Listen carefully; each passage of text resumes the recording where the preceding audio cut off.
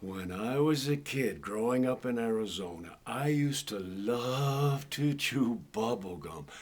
I always had a wad of bubble gum in my mouth. I'm not talking about one piece of bubble gum. I would put two or three pieces of gum in my mouth at the same time. I might even put five or six pieces of bubble gum all in my mouth at once. I would be chomping away on that big juicy wad all the time, even when I was in school. My teacher would see that. My teacher would look at me and she would say, "Get rid of that gum." I had to take the gum out of my mouth and wrap it up in some paper and throw it in the wastebasket. But I didn't really care. I always had another package of bubble gum right here in my shirt pocket. But my mom was the one who would really get mad because I would forget to take the bubble gum out of my pocket. I would throw my shirt with all the other dirty clothes. My mom would wash it. But you have to understand, I grew up a long time ago, and my mom had one of those old-fashioned wringer washing machines. You've never seen a wringer on a washing machine. They haven't had wringers on washing machines for a long time.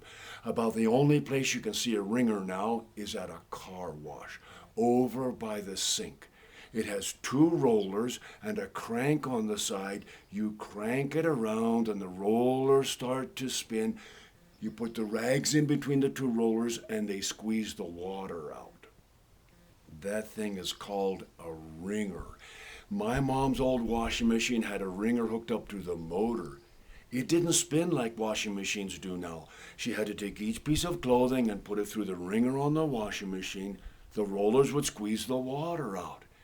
She would put my shirt through the wringer, and the rollers would squish the bubble gum right into the cloth. There would be a big gunky stain all around the pocket. And my mom would say, "Oh, look at this, you ruined another shirt." But then one day something happened that changed her mind. She never got mad at me again for keeping bubble gum in my shirt pocket.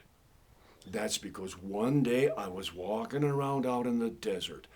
I was chomping on some bubble gum and kind of daydreaming. I wasn't paying any attention to where I was going.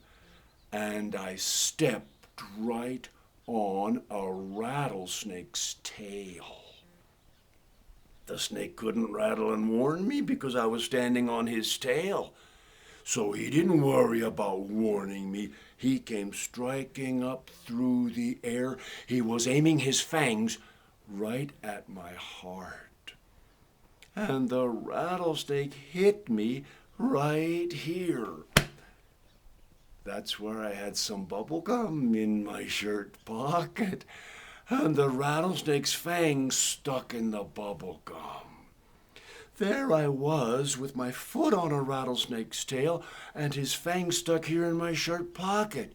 He was thrashing all around and whipping up against me. I was so scared I couldn't even move. I just stood there looking down into his beady little eyes. Those little eyes were just looking hate right back at me.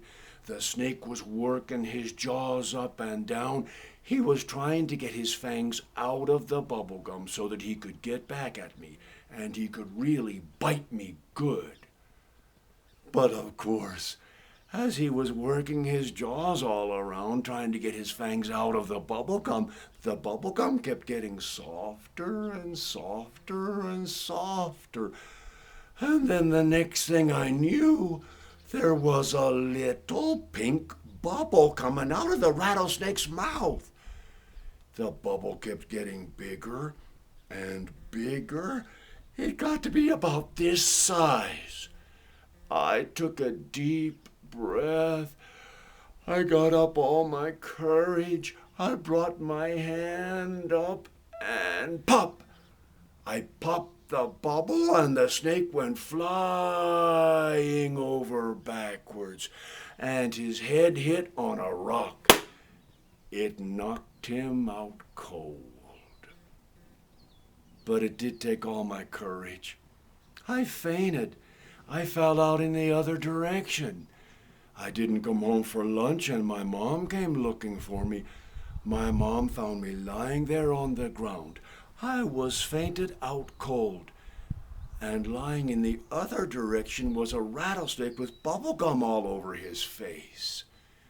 My mom asked me what had happened, and I told my mom the same thing I just told to you. You know what? My mom didn't believe that story. Did you?